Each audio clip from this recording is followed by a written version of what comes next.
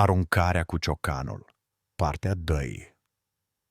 From Las Fierbinți unfolds like a rural fable disguised as comedy, one that exposes the tender absurdities of human ambition and the fragile pride that defines small communities.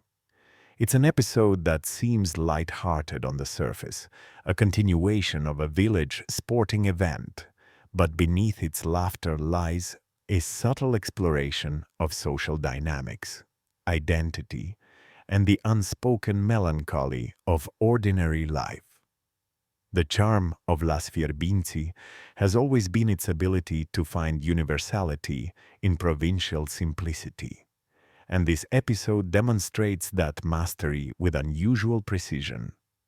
From the first frame, the viewer is immersed in the heat and dust of Fierbinți's central square, where anticipation fills the air like static. Giani, the self-proclaimed athlete, preens before the crowd, convinced that this hammer throw will be his moment of glory. His exaggerated gestures and misplaced confidence make him both ridiculous and somehow noble. In him lives the eternal dreamer, the man who believes that strength or luck might finally deliver him from anonymity.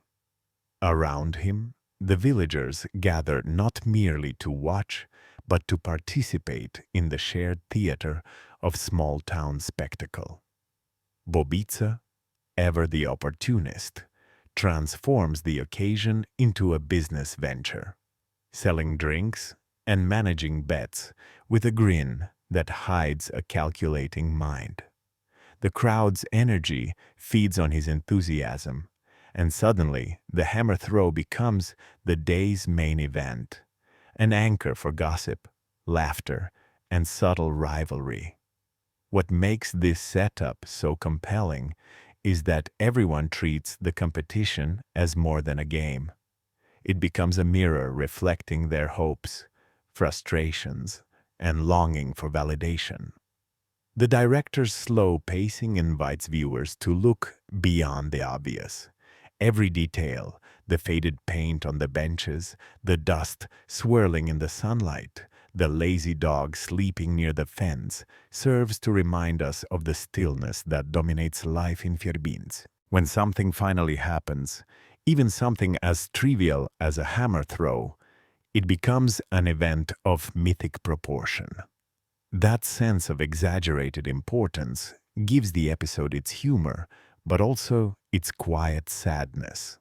The village exists in a timeless bubble where routine has numbed imagination, and this competition is a fleeting rebellion against monotony.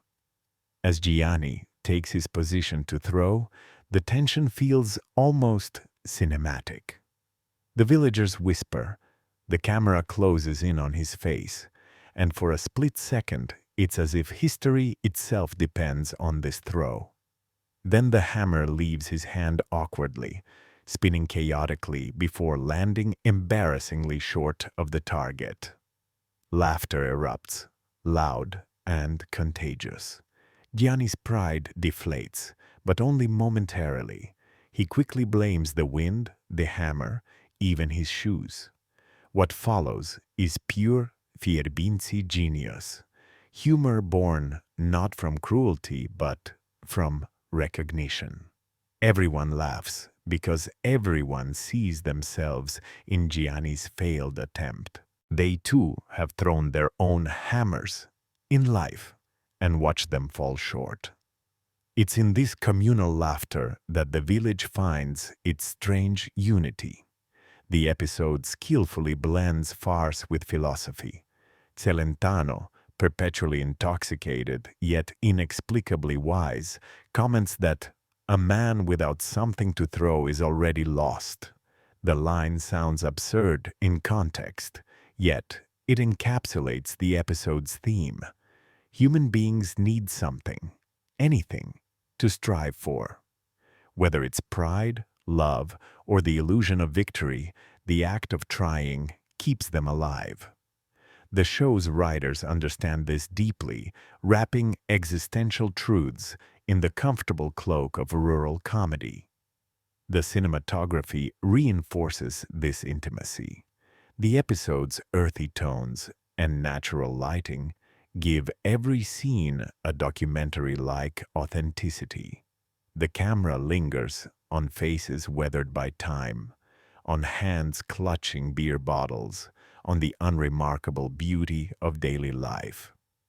There's no artificial glamour, just the raw poetry of existence. The sound design, too, plays a crucial role. The distant hum of cicadas, the murmur of the crowd, the clink of bottles. All these elements ground the comedy in reality.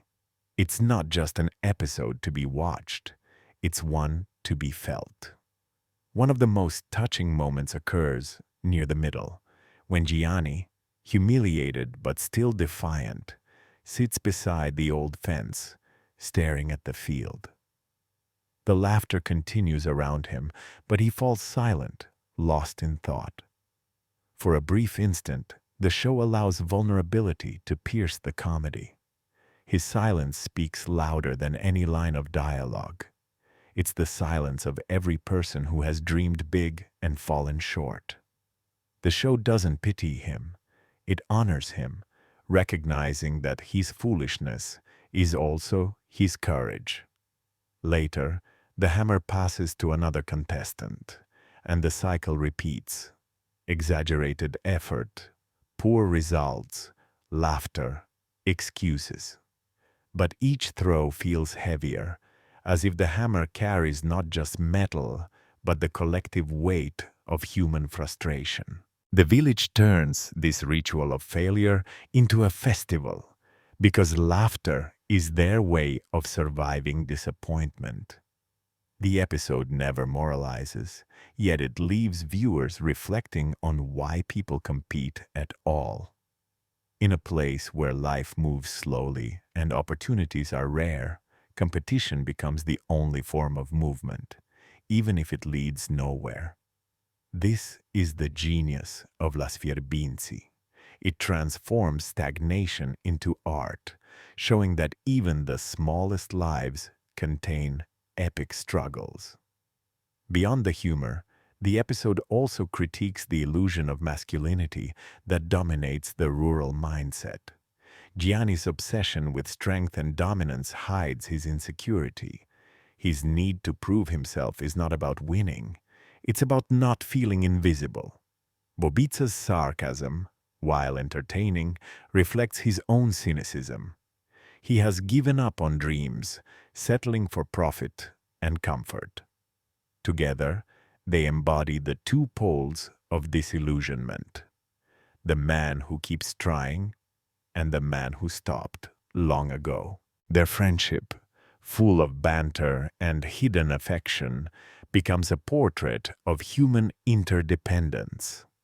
They mock each other because it's easier than admitting how much they depend on each other's presence to give meaning to their days. As the day fades into evening, the camera captures the quiet aftermath of the event. The crowd disperses, leaving behind empty bottles, trampled grass, and an abandoned hammer. The light turns golden, casting long shadows across the field. Gianni stands alone, staring at the horizon. There's no music, only the soft sound of wind rustling through the trees. It's in this silence that the episode reaches its emotional peak. The hammer, now just a lump of metal, becomes a symbol of unfulfilled dreams. But there's also beauty in that failure. To try, even in vain, is still an act of defiance against the inevitability of routine. The episode closes with Celentano stumbling by, patting Gianni on the shoulder and saying something unintentionally profound about how the next throw is always the best one. It's funny, simple, and yet deeply human, the perfect encapsulation of the show's philosophy. Life in Fierbinți may be repetitive, but every repetition carries the possibility of laughter, and in laughter lies survival. From a broader perspective, this episode captures a uniquely Romanian truth, that humor is not a distraction from hardship, but a response to it. In a culture shaped by history, poverty, and endurance, the ability to laugh at oneself becomes a form of resistance. Aruncarea cu ciocanul, partea 3, celebrates that resilience through comedy, so natural it feels like breathing. It doesn't offer solutions or grand revelations, only the quiet comfort that comes from knowing others share your failures. That perhaps is why Las Fierbinți has endured for so long. It transforms the ordinary into the meaningful, without ever pretending to be profound. Watching this episode, one cannot help but feel a mixture of affection and melancholy. The villagers are trapped in their own little world, but within that confinement, they find moments of joy and connection that make life bearable. Giani's hammer may never fly far, but his spirit does, if only for a second. And maybe that's enough. Because in the end, Las Fierbinți reminds us that life, like the hammer throw, is not about distance. It's about the courage to keep trying, to laugh at the fall, and to pick up the hammer again when the dust settles.